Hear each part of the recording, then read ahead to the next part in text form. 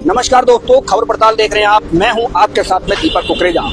अपने हक की बात करना अगर बगावत है तो मैं बागी ही सही।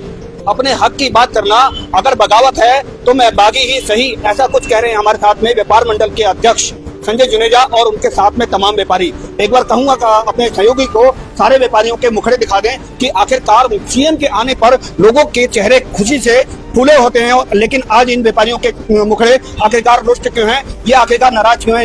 इनके जो मुख में एक अलग की जो छवि है वो नहीं दिखाई दे रही। सीधी बात कर लेंगे संजय जुनेजा से। उनका साफ तौर पे कहना है जो व्यापारियों को उजाड़ा गया उनके लिए कुछ भी नहीं किया गया, सिर्फ उनको लॉलीपॉप देने का काम सरकार ने किया है, जिसके विरोध में आज उन्होंने अपना ज्ञापन मुख्यमंत्री को देना था। और ज्ञापन से पूर्व उनके साथ में कई ऐसी घटनाएं पेश आई जो इस लाइव में बताने लायक नहीं है। उनका साफ तौर पे कहना है उनको इनडायरेक्टली धमकियां भी दी गई और तरह तरह के जो उनको प्रताड़ित किया गया। सीधी बात कर लेंगे संजय जुनेजा साथ में, रखेंगे अपनी बात। आप देख रहे हैं खबर पड़ताल, असली खबर पड़ताल के प्लेटफॉर्म पे आप देख रहे हैं संजय जुनेजा को। सीधी बात करेंगे संजय जुनेजा जी से। संजय, क्या बुरा मानना था? देखिए, आज हम लोग हमारे धामी जी रुद्रपुर शहर के अंदर आए थे। आज 3 साल का जश्न मनाया जा रहा था, 3 साल का उत्साह मनाया जा रहा था हमारे गांधी पार्क। हम भी चाहते थे कि इस जश्न में हम भी शामिल हो, हमारे व्यापारी भी शामिल हो, और खास तौर से जो वेंडिंग जोन के जो व्यापारी जो 2 साल से इंतजार कर रहे थे कि वेंडिंग जोन बने, और लगातार वो वेंडिंग जोन में जाते थे, देखते थे। जब एक एक ईंट भी खड़ी होती थी हमारे व्यापारी खुशी होती थी। लेकिन 1.5-2 साल में जब वेंडिंग जोन बन के तैयार हो गया तो दुर्भाग्य से ये बात हो गई कि हमारे जिसके कारण वेंडिंग जोन बना था वही वेंडिंग जोन से आज उन लोग महरूम हो गए। आज उनको पीछे कर दिया गया। क्यों पीछे कर दिया गया? हमारा एक ही सूत्र मांग थी कि हमारे जो 17 मार्च 2023 को जो हमारे दुकानों को जो बस अड्डे के सामने के राम मनोहर लोहिया मार्केट दुकानदार थे, समोसा मार्केट दुकानदार थे या अन्य दुकानदार थे जो G20 के दौरान जिनको उजाड़ा था, हम चाहते थे कि इन सबको फ्री ऑफ कॉस्ट दुकानें मिलनी चाहिए। तो हम चाहते थे कि भाई, और जब हमें फरमान सुनाया गया कि पहले 11.5 लाख का, फिर 8.5 लाख का, फिर अब 5.5 लाख रुपए फरमान सुनाया गया, तो हम कह रहे हैं कि हमारा देखो केस अलग है। हमारा केस तब वो नहीं था, हमारा केस अलग है। 2 साल से हम बेरोजगार घूम रहे हैं, हमें फ्री ऑफ कॉस्ट दिया जाए। लेकिन 5.5 लाख रुपए हमसे कहा गया इससे कम नहीं हो सकता। तो हमने कहा चलो भाई, अगर आप कम नहीं हो सकता तो हम लोग फिर माननीय मुख्यमंत्री फरियाद लगाएंगे, मुख्यमंत्री ज्ञापन देंगे। लेकिन ये कहा गया कि भाई आप गांधी पार्क के आसपास ही भटक सकते, आप ज्ञापन नहीं दे सकते। अगर आप ज्ञापन दोगे तो आपको उठा लिया जाएगा, आपके व्यापार उठा लिया जाएगा। तो मैं कहना चाहता था, क्या मुख्यमंत्री ज्ञापन देना गुनाह है क्या? हमने ज्ञापन भी दिया, सीएम साहब के पास अंदर गए हम गांधी पार्क के, हमने राजी खुशी दिया, LI वाले भी थे, SDM साहब भी हमारे साथ मौजूद थे, और काफी लोग, पूरी फोर्स वगैरह थी। कोई हम लोगों ने फालतू बात नहीं करी। हमने कहा हमारे इस पर करना, तो हम देकर अपना आगे प्यार से सार आ गए। माननीय मुख्यमंत्री ने हंसकर हमारा ज्ञापन दिया। तो हमारा कहना है, देखिए कि आखिर डराए धमकाया क्यों जा रहा है? कल शाम को 4 बजे से लगातार धमकियां दी जा रही मुझको कि संजय जुनेजा को निपट लेंगे, अब निपट लेंगे। अरे काहे की धमकी तुम दे रहे हो? काहे की धमकी? तुम्हारी धमकी देने से कुछ नहीं होने वाला, समझ लेना। तुम क्या बिगाड़ लोगे? जिसके साथ ईश्वर है, तुम कुछ नहीं बिगाड़ सकते। संजय जी, पूरे मामले में जिस तरीके से हम बात करें, बच्चों की बाल बुद्धि की तरह से कार्य हो रहा है, तेरी मेरी, तेरे मुख्यमंत्री मेरे मुख्यमंत्री, ऐसा कुछ नजर आ रहा है। देखिए, कुछ लोगों को लगता है कि एकाधिकार मुख्यमंत्री पे ज्यादा किसी का, पर वो सबके मुख्यमंत्री। पर देश में एक छोटे से बच्चे के भी मुख्यमंत्री हो, वो बुजुर्ग के मुख्यमंत्री हो। वो ऐसा नहीं है कि सिर्फ भाजपा के मुख्यमंत्री हैं या व्यापारियों के मुख्यमंत्री हैं या किसी और के, ऐसा नहीं है। सबके मुख्यमंत्री हैं, बराबर मुख्यमंत्री हैं, वो सबके लिए काम करते हैं, तो बराबर है। तो ये कहा गया नहीं, हम ज्ञापन देने नहीं देंगे। मैं तो धन्यवाद देता हूँ DM साहब को, धन्यवाद देता हूँ SDM साहब का, जिन्होंने हमको मिलवाया मुख्यमंत्री से। मुझे कल से धमकियां दी जा रही हैं कि कल से उठवा लेंगे। मुझे ये कहा जा रहा है कि अब संजय निपट लेंगे। अरे निपटना तो निपट लो ना। जैसे प्रकाश में आया कि आपकी गिरफ्तारी के भी प्रयास की गए। देखिए, लगातार सुबह से प्रयास चल रहे थे। ये तो अच्छा था कि हम सारे व्यापारी एकजुट थे, यूनाइट थे, तो प्रयास चल रहे थे। मैं तो कहना चाहता हूँ उन लोगों से, अगर गोली खाएगा संजय ने, सीने पर गोली खाएगा, पीठ पीछे मत मारना। तुम्हारी हिम्मत नहीं है सीने पर गोली मारने की, पीठ पे तो तुम मार सकते हो, तुम्हारी हिम्मत नहीं है। संजय डगमगा कोशिश कर रहे हो।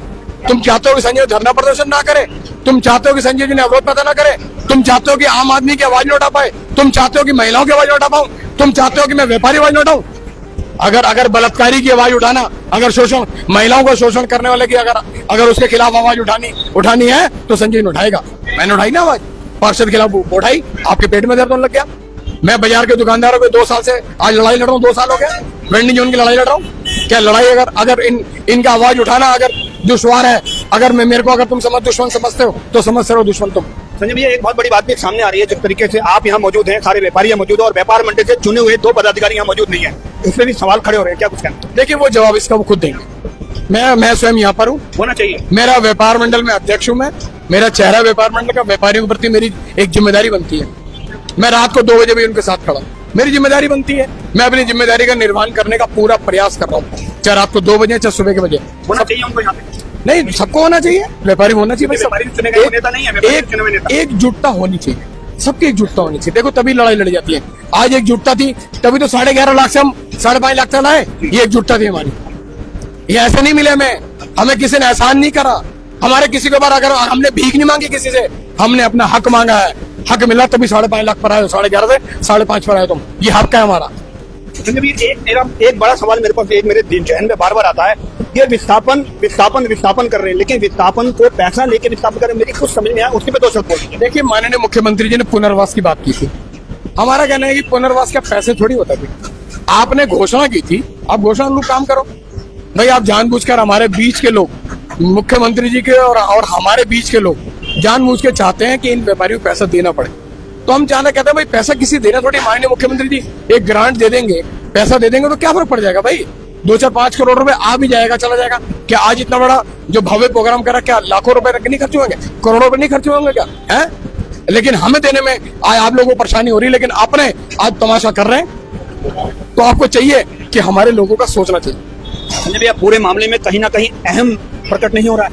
देखिए अहम तो होता ही है, अब सर चढ़ गए, पानी हो गया ना, पानी चढ़ गया सर के ऊपर। अब तो जब मेरे जैसे व्यक्ति को अब ये धमकी दी जा रही है लोगों के बीच बैठकर, है एक जगह नहीं 3-3 जगह धमकी दी जा रही लगातार कि संजय निपट लेंगे, तो अहम ही तो है आपका। आपको गुंडे मवाली हो कोई क्या? आप क्या हो? ये बिहार नहीं है, ये उत्तराखंड है, ये हमारा उत्तराखंड है, ये बिहार में नहीं है जहाँ पर जो जिसको मर्जी गोली मार दोगे। आप गुंडे मत बनो अपने आप को, मवाली मत बनो अपने आप को। आप मवाली नहीं हो, गुंडे नहीं हो आप। मैं कहना चाहता हूँ जितना आप तुम्हारा तक मेरा भी शहर के अंदर है, मैं भी लड़ाई लड़ता हूँ यहाँ पर सब जामों की। को मैं कहना चाहता हूँ मुझे धमकी देने से काम नहीं चलेगा। आप मुझे जीत सकते हो प्यार से, मुझे गोली मार दोगे प्यार से मार दो, लेकिन अगर तुम मुझे अगर आंखें दिखा के करोगे तो फिर आंखें दिखा के बात करोगे तो आंखें दिखा के जवाब दूंगा। तुम्हें करना आंखें दिखा के बात करोगे तो आंखें दिखा के जवाब दूंगा। आप गुंडे मवाली नहीं हो, ये उत्तराखंड आपका नहीं, आप सबका उत्तराखंड है, ये बिहार नहीं है, ऐसा कुछ कहना संजय जुनेजा हमारे साथ में। तो आगे बात करने के लिए पवन गाबा जी, पल्ली जी मौजूद है। लगातार लोगों की जो व्यापारियों की बात को दृढ़ता से रखते हैं उनसे बात कर लेंगे, 2 शब्द उनसे बात करेंगे। क्या कहना?